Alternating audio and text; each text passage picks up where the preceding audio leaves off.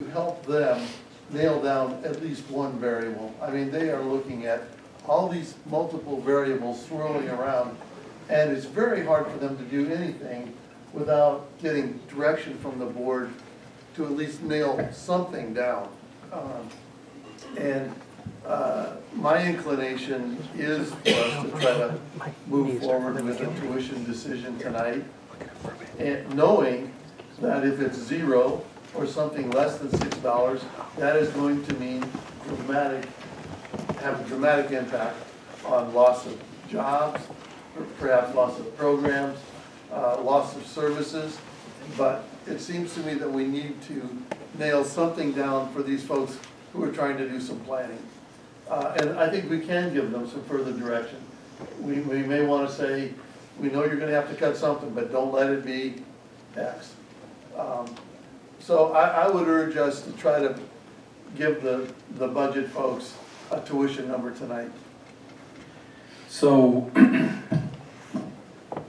I'm not for that option, because I think we do need the information of where the dollars, should we pick a tuition increase, never mind the range right now, maybe start at 6 and go lower, where that money is being reinvested, and prove to us that, or show to us what the future might look like with reinvesting the money in what programs. To get that data to us in a reasonable time before the April meeting, and we're just going to have another meeting, I think, for us to sort through that information and have a discussion on this one topic. That is an option. Other comments from the board? Brian, did you want to weigh in on something? Yeah, provided in the packet was information with dollar amounts of investments that were part of scenario 4. When we talk about where the money would go for, some clear direction from the board. If this isn't meeting the mark for that request, can I get some more detailed information to ask my team to work on to be able to deliver your request? What page is that, Jen? Now page 9 in the budget. Oh. And it shows, based on our department planning and fall planning, these are aligned to student success, access, and equity, and the regional economic driver, our strategic priorities. We asked our college to engage in a process that said, what does your departments need based on your program review? Where are you moving forward? And where are the investments we can make? We realize at the same time we still need to be investing in student success, retention, and progression. Here were some of the ideas that we were proposing to invest in. If there's a level of detail separate from this, I need more clarity to be able to deliver. Question? Yes, Rosie.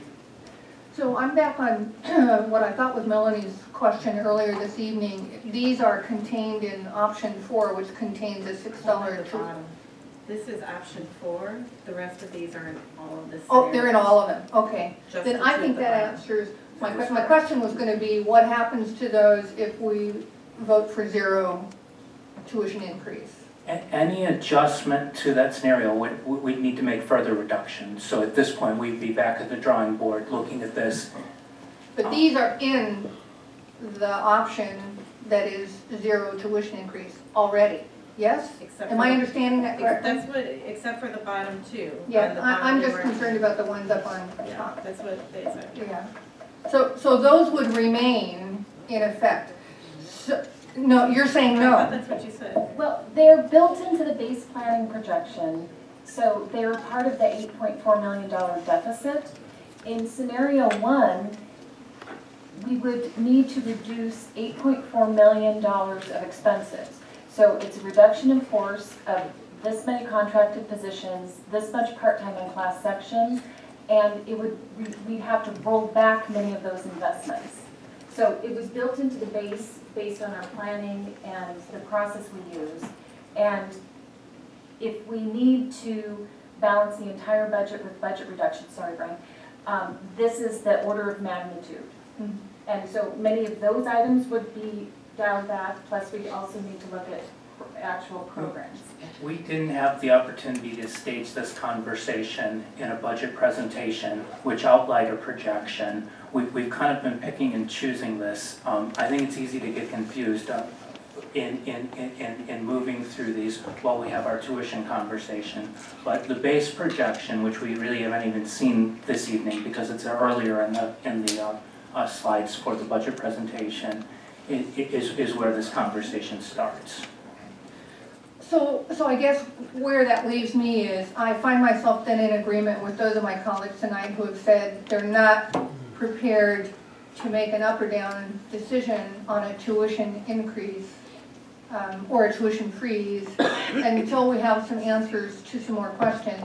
What I particularly am interested in knowing, whether it's a supplemental meeting or what it might be, and a work session of that nature might very well be very productive.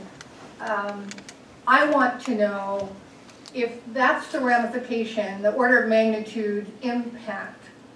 I want some greater specificity about what parts of this organization will experience that impact, because I want the opportunity as a policymaker to say, we don't make those cuts in particular types of services such as student advising or the like. I mean, we have already done that. Again, if this were the first tuition increase in 10 years, that'd be one thing, but it's not. And we've made those changes even though we raised tuition. So I think students aren't getting what they're trying to pay for here, at least not right now. And I need to know what this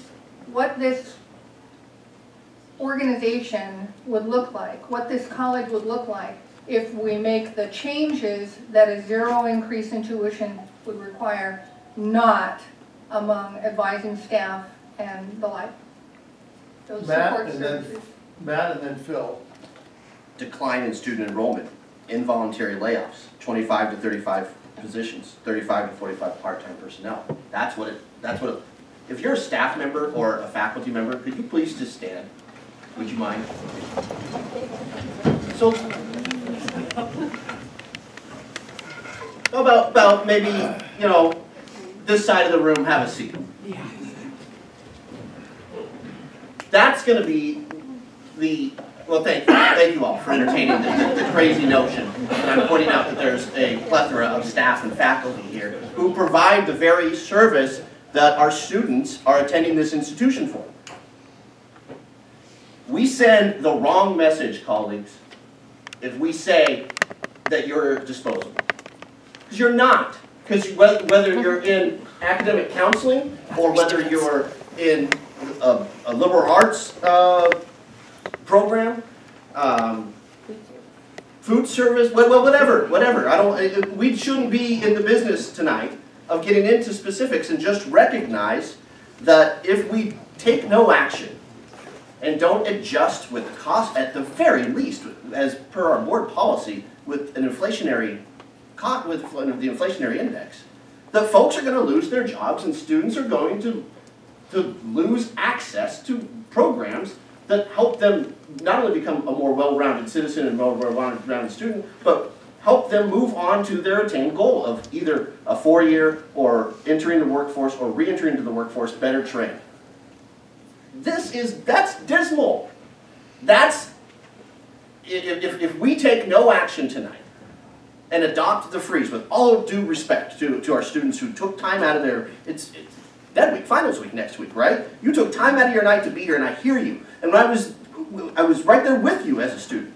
But we are in this together, and we need to continue to go to Salem to advocate for fair and equitable funding. We need to, if we achieve that funding, roll back a tuition increase, but at the very least, we need to embrace our existing board policy, which calls for this board to look at, which is a nominal increase, the higher education price index with cost of inflation. At the very least, that's a $3.50 and a nominal increase on top of that saves jobs, saves programs, and gives students the access to achieve their dreams.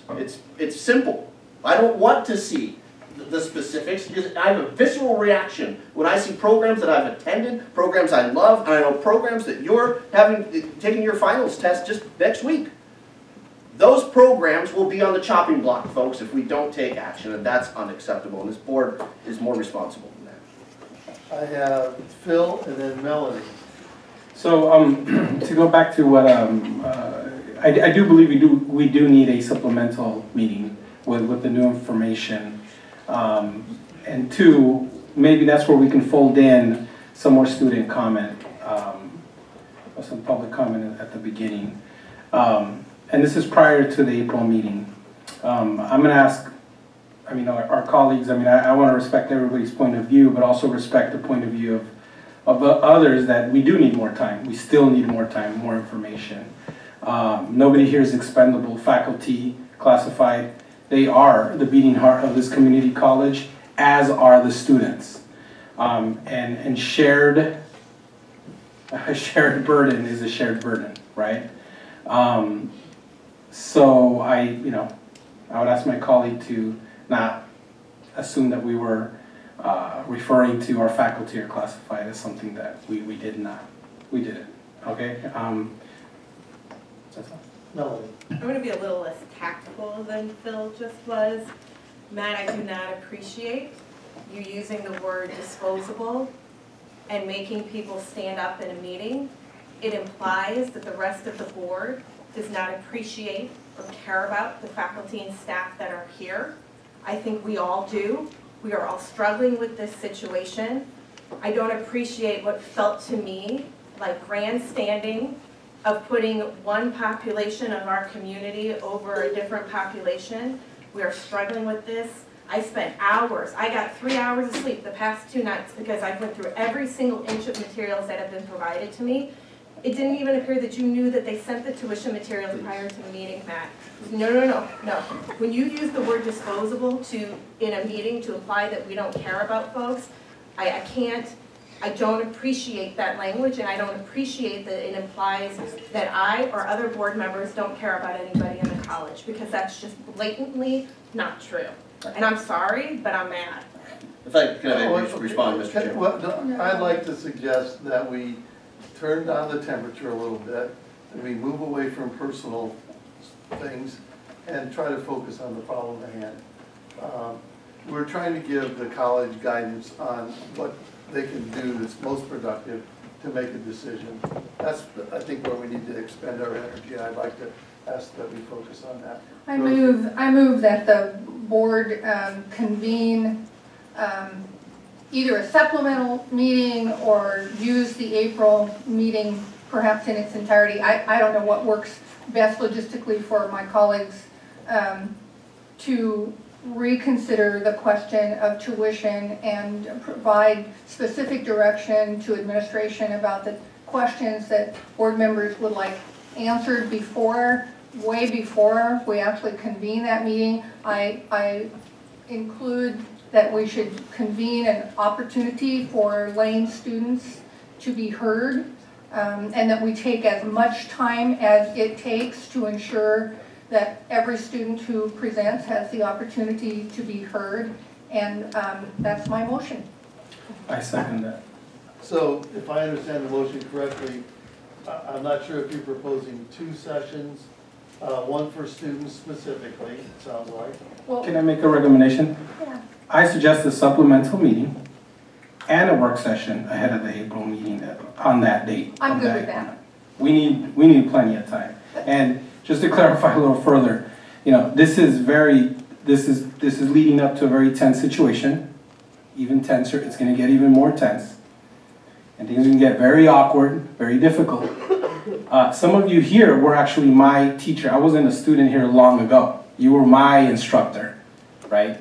Or my school counselor as well, right? But I also was a student, right?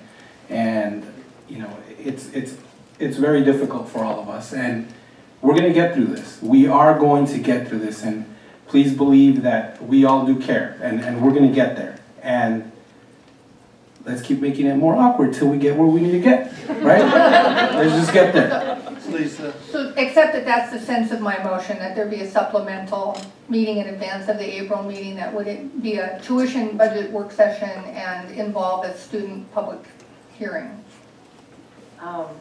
So I'd like to request the opportunity to make a friendly amendment to your motion, which would be that if we're providing the opportunity for public comment, that we not exclude the faculty and staff. That works for me.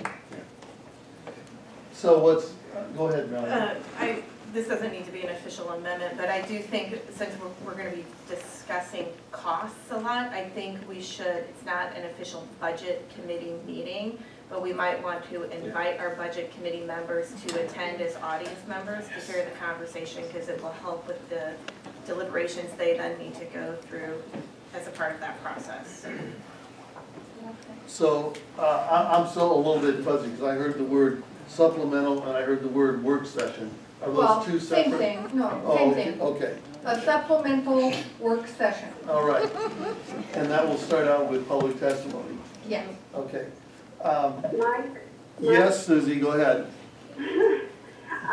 If whatever we title that meeting, will we be able to vote? That's important to me, It'll be a so, public meeting and we will be able to vote. thank you. I suppose we could, but that wasn't my intent. Yeah. It's a work. Work sessions are public meetings. Is that's correct? Correct. Yeah. If So we're we'll